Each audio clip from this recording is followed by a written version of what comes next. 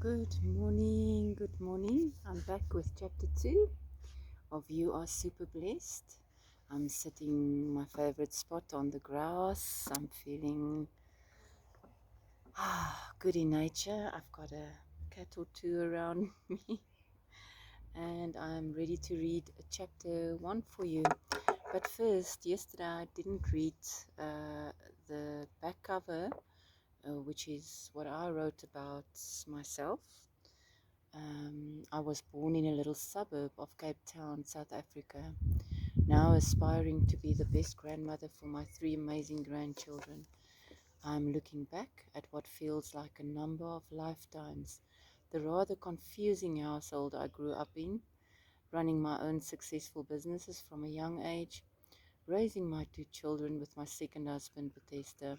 The list goes on, and much can be read about my life and experiences on my blog, superblessedandloved.org, which I will put in the description.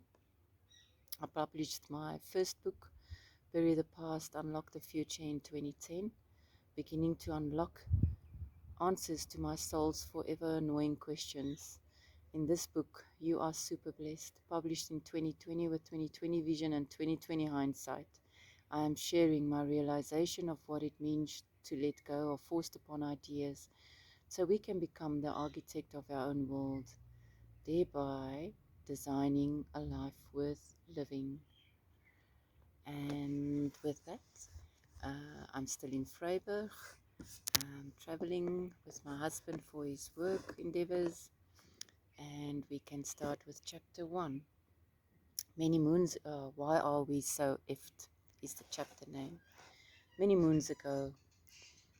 What a strange contrast, this dark, desolate feeling on such a beautiful day on the beach.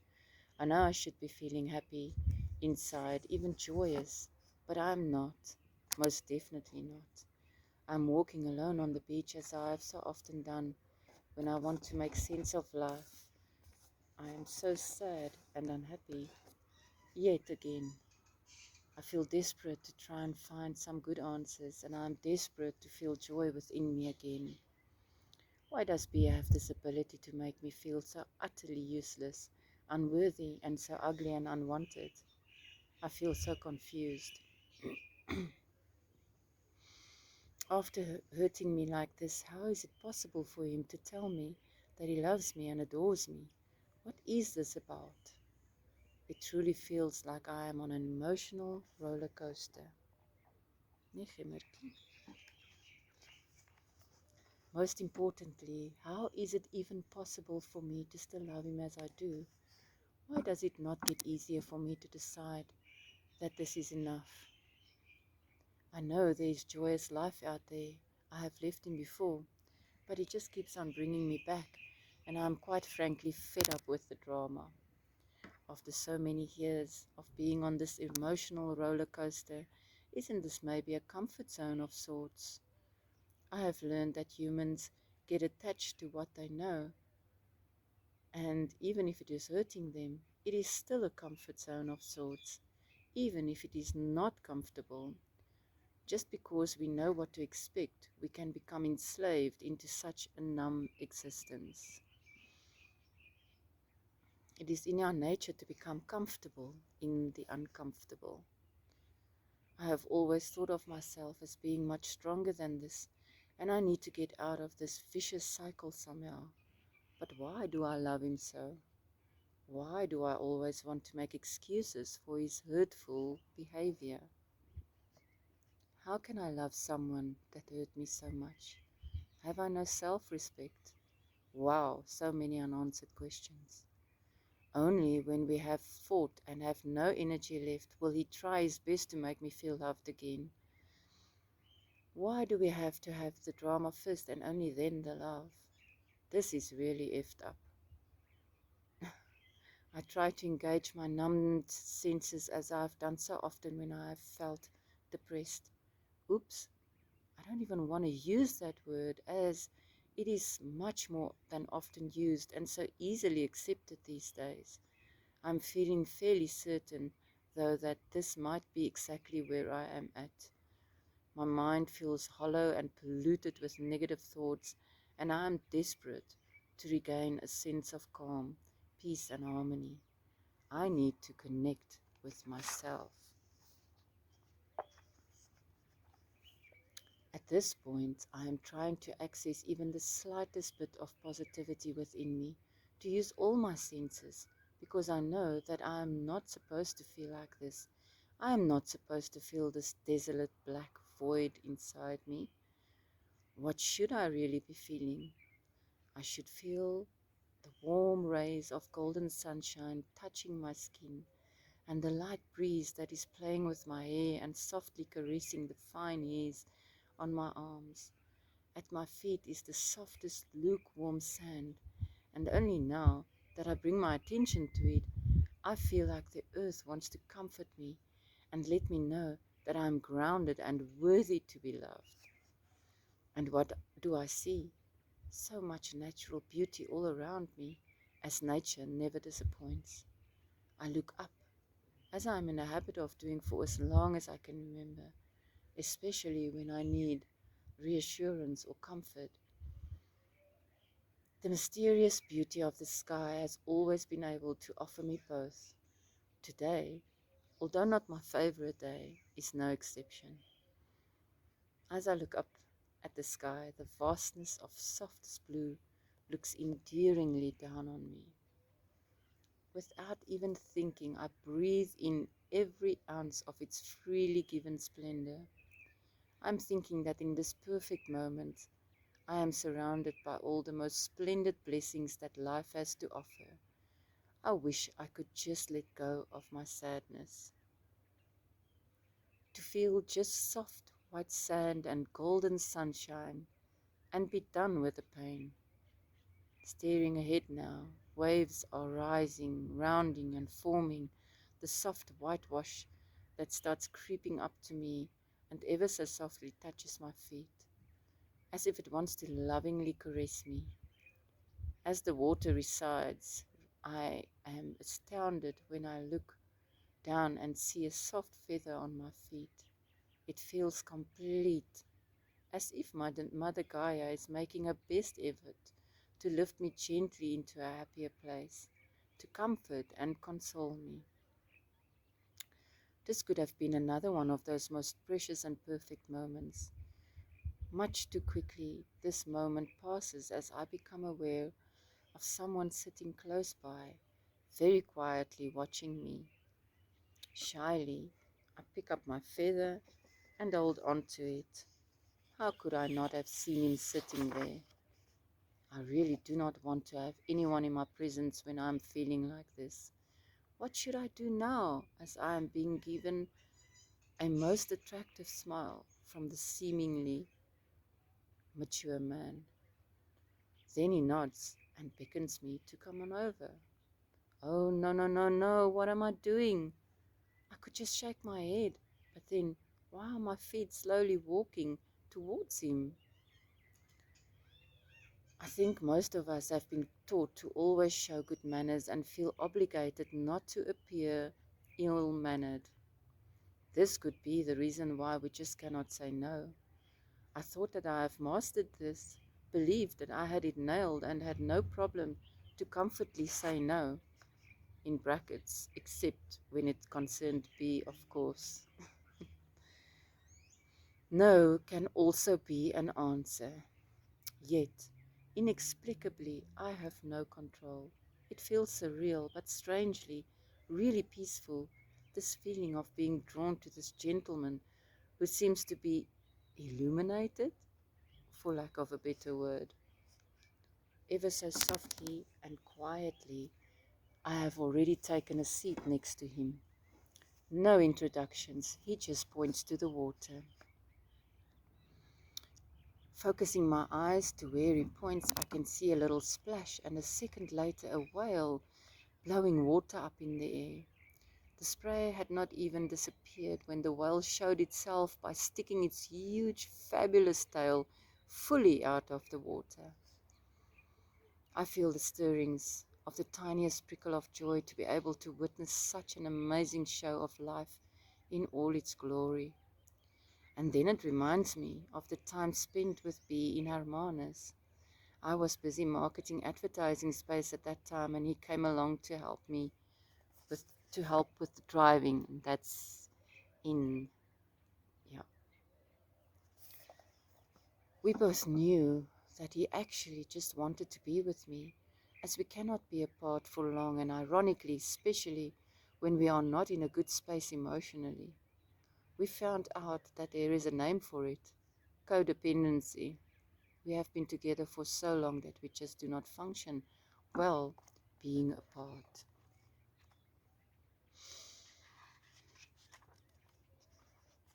I did, in Hermanus, we sold advertising space for my holiday maker business that I had for 7 years, and sold to someone from Johannesburg, and I worked for him for the next 3 years. But yeah, I was still marketing for myself, I think, in Hermanus. Yeah. I had a client, in Hermanus, I had a client who offers boat cruises to holiday makers. The boat steered really close to the whales, and we were very fortunate to join in on such an awesome experience. It was an amazing one time in our lives, show of whales mating, the splendid memory of it all forever ingrained. We learned that day that whales are not satisfied with only one sperm donor. Actually, it was a bit of a, well, let's call a spade a spade. It was a total orgy of note that we witnessed. Yet it definitely was, as the female allowed 3 different males to mate with her at the same time. They were all over her, and she was quite tart, while she made them swim for it. This basically meant that she swam very fast and dodged who she did not want and went with who she did want. Apparently, she knew exactly which sperm donor is the superior one, and she is also able to discard the unwanted inferior sperm.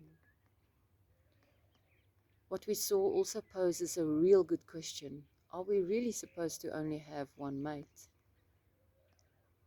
And there it was, yet another memory made with B. So many memories shared with him.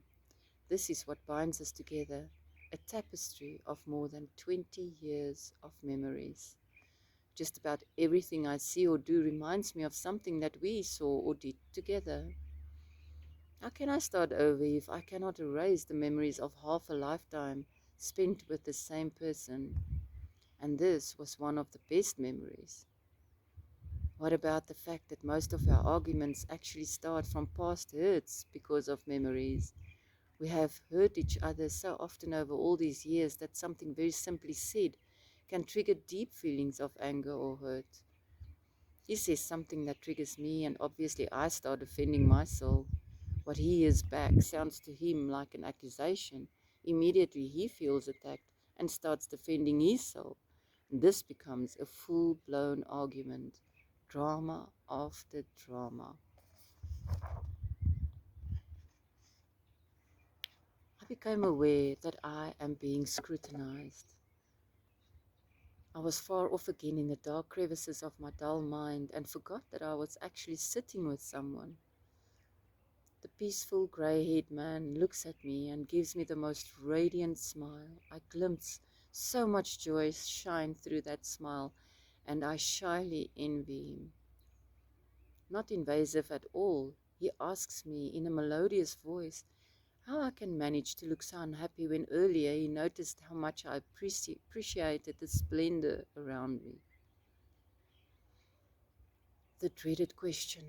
Before I could answer, the tears started rolling down. Yeah. Rewind. The dreaded question. Before I could answer, the tears started rolling unashamedly down my cheeks, and I did not move, just sitting there, staring immobilized into a dim-lit future and feeling my soul drown in the vastness of the ocean's nothingness. I am oddly aware of him asking me a question in a rhetorical fashion. He asks me ever so gently if he can tell me a story. I do not answer him, as I know that he knows he can simply proceed. And that would be chapter 2, when I feel like reading again to you. Today, I also just want to say, when I do this, it's the gift. It's a gift. And to do this on grass, and you smell the grass and the fragrance of Mother Nature all around, and hear birds. You can probably hear the birds. And I'm sitting, this behind me is a nature reserve in Vryburg. I am super blessed to be at Kriel BnB. And from my room, from my bed, I can actually see the wildlife if they go past. And here's the mini wildlife coming to sit on me here.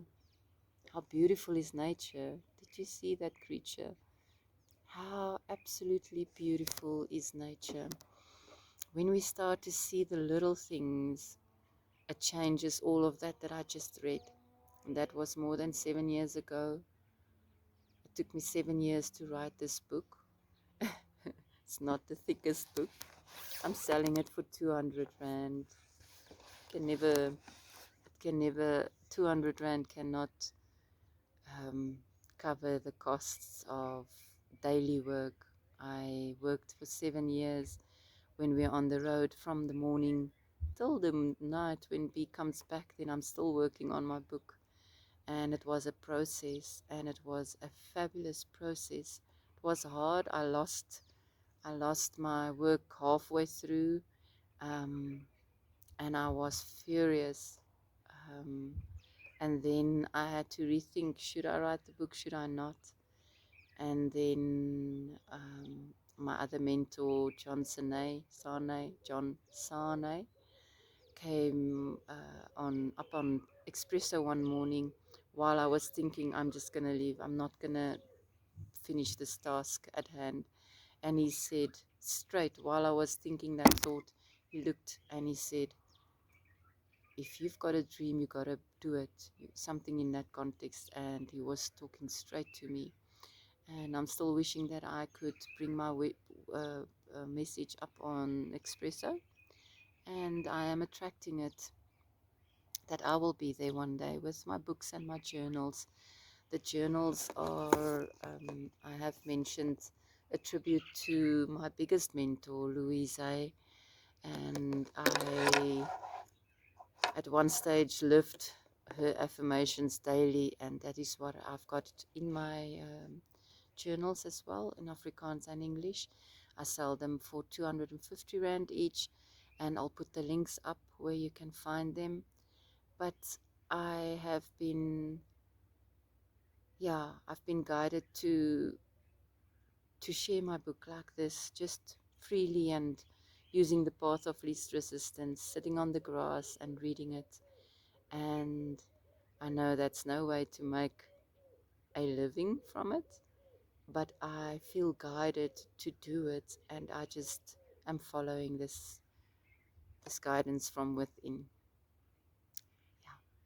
I'm gonna love and leave you for today, and saying to you, just be super blessed. Find the little moments, find the beauty in life. And when you start thinking just about the beauty in life, challenges are going to come. They're going to come, but it's going to feel less and less challenging when you start seeing the beauty and what we can be grateful for in our lives. Gratitude begets more gratitude, and that's why I'm sitting with a nature reserve right here. Every time we leave a place, I say thank you for everything that's there that made my heart sing.